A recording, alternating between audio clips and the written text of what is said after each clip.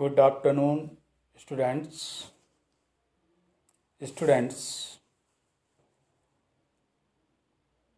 आज हम आपको हनीस्कल बुक का लेसन नंबर 7 फेयर प्ले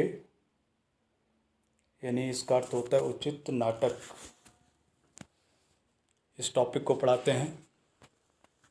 तो स्टूडेंट आइए स्टार्ट करते। बिफोर यू रीड, सबसे पहले हम इसको पढ़ेंगे। Has your best friend ever done something you thought was wrong? क्या आपके सबसे प्रिय जो मित्र है कभी आपके साथ कुछ ऐसी बातें किया है जो आपके लिए आपकी सोच के अनुसार गलत थी? What did you do then? फिर आपने क्या किया? Did you keep quite?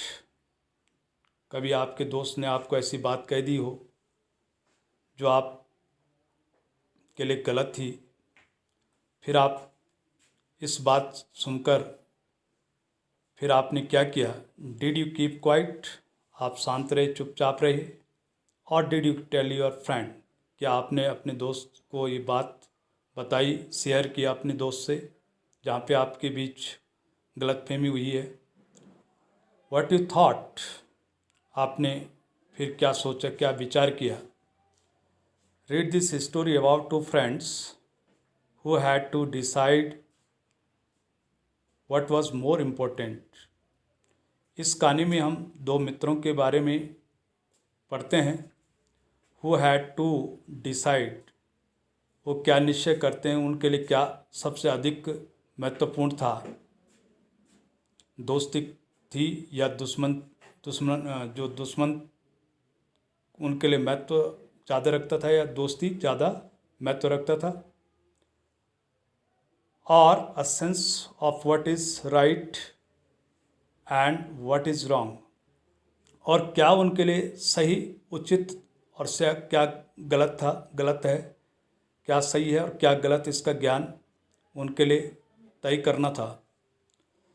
तो आइए स्टार्ट करते हैं। फेयर प्ले का पार्ट 1 का फर्स्ट पैराग्राफ है, तो स्टूडेंट ध्यान से सुनेंगे। Jumman Sheikh and Algu Chaudhary were good friends. Jumman Sheikh और अलगू चौधरी दोनों, जुमन शेख और अलगू चौधरी, वेर मनी थे, गुड फ्रेंड्स अच्छे मित्र थे। So strong was their bond of friendship, इसलिए उनकी दोस्ती का बंधन जो है इतना ताकतवर था, इतना शक्तिशाली था कि that when either of them went away from the village, जब कभी गांव से उनमें से कोई भी एक गांव से कोई बाहर जाता था, the other looked after his family, तो जो गांव में रहने वाला व्यक्ति था वो भी दूसरे दोस्त के परिवार की भी क्या करता था? देखभाल करता था। Both where greatly respected in the village, और दोनों इसलिए जो है गांव में बड़े क्या थे? वो सम्मानित थे। दोस्ती के लिए एक अलग सी उनकी पहचान थी। दोस्ती हो तो जुमन शेख एंड अलगू चौधरी की तरह हो, ऐसे वो गांव में बड़े प्रसिद्ध थे दोस्ती के लिए।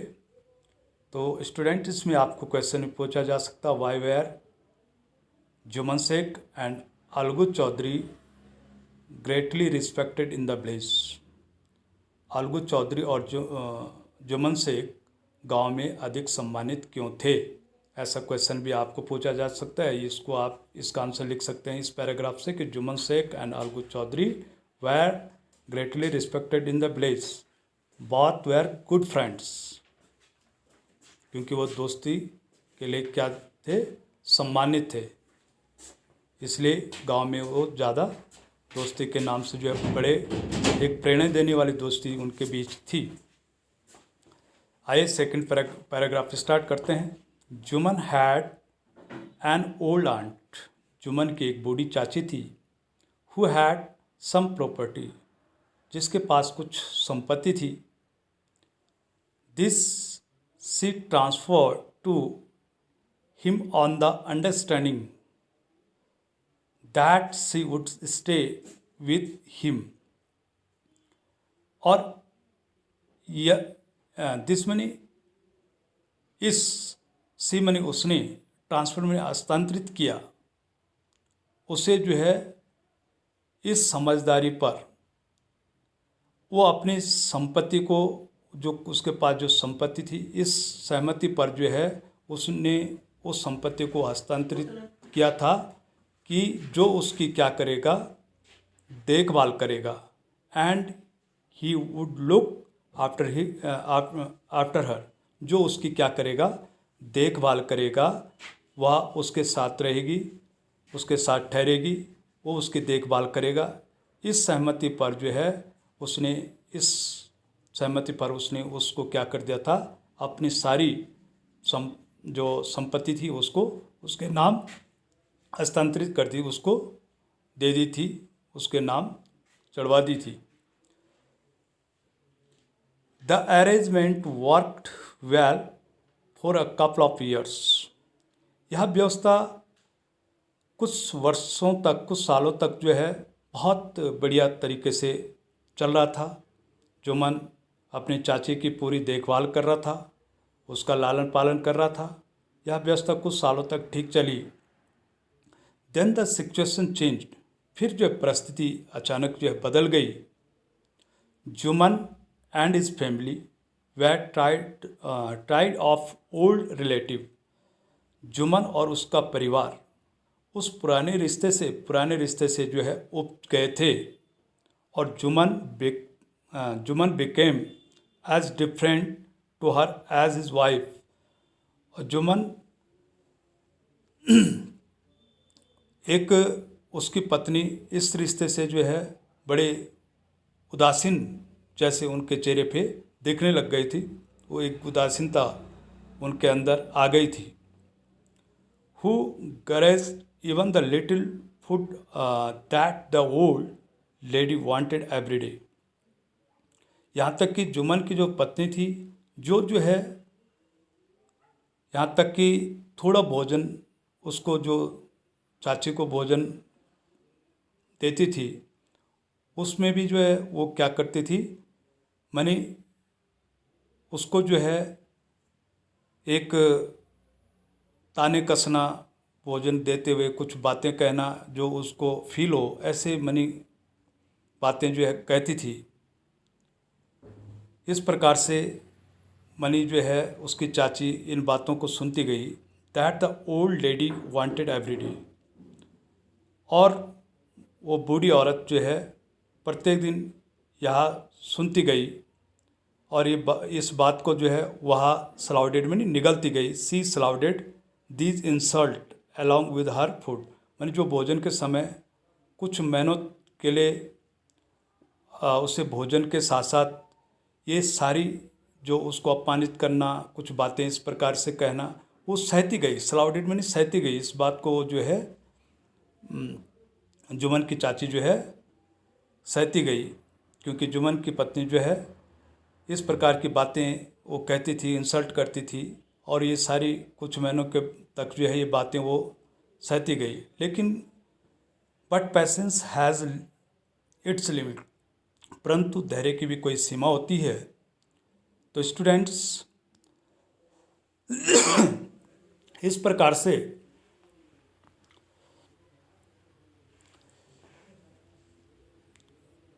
One day she spoke to Jumman. एक दिन जो है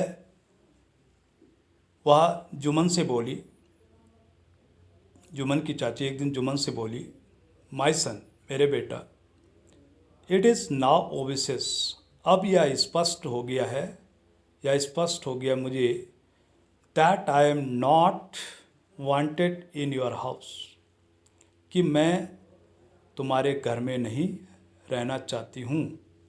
यह मुझे स्पष्ट हो गया कि मैं आपके साथ नहीं रहना चाहती हूँ। Kindly give me a monthly allowance so that I can set up a separate kitchen. कृपा करके मुझे जो है आप मासिक गुजारा भत्ता दीजिए, जो महीने का खर्चा आता है उसको आप मुझे दीजिए, so that I can set up a separate kitchen. इसलिए कि मैं अपना अलग से एक किचन, एक रसोई घर पर अपना खाना बना सकती हूँ, ऐसा उसने गुजारिश की है जुमन शेख से कि मुझे आपके साथ, मुझे ये स्पष्ट हो गया कि मैं आपके साथ नहीं रह पाऊँगी। My wife knows best how to run the house. तो जुमन कहता है मेरी पत्नी अच्छी तरीके से जानती है कि घर कैसे चलाया जाता है। How to run the house, घर कैसे चलाया जाता है, ये अपनी पत्नी का पक्ष लेता है जुमन शेख कि कैसे घर को चलाया जाता है, ये मेरी पत्नी अच्छी भली भांति जो है जानती है। लेकिन बी पैसेंट, धैर्य की भी कोई सीमा होती है। जब वो इस प्रकार से बात करती है अपने बेटे से, भतीजे से, तो कहता है बी पैसेंट, चुप रहो।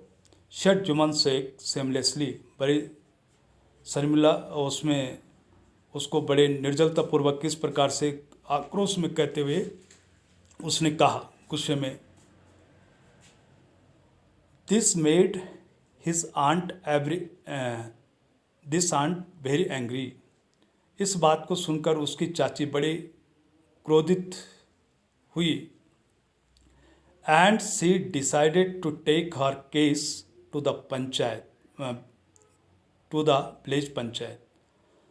और उसने उसी वक्त, उसी समय जो है उसको गांव की पंचायत में, उस मामले को गांव की पंचायत में ले जाने का क्या कर दिया, फैसला किया। फॉर मैनी डेज, कुछ दिनों के बाद जो है, फॉर मैनी डेज, कुछ दिनों के बाद जो है, the old lady was seen talking to the villagers explaining to her case. और कुछ दिनों के पश्चात उस बूढ़ी औरत ने, जुमन शेख की चाची ने, गांव के लोगों से अपनी व्यथाएं एक्सप्लेन की, मनी उनके सामने उस मामले को रखा, उनसे बात कही। और ऐसा कहते हुए देखा तो एंड सेकिंग देयर सपोर्ट, ये जानने के कि कितने मेरे साथ सपोर्ट कर सकते हैं, इस तलाश में वो गांव के लोगों से कहती गई, जो पारिवारिक बात थी कि इस प्रकार से वो मुझे मतलब जो इंसल्ट करते हैं, अपमानित करते हैं।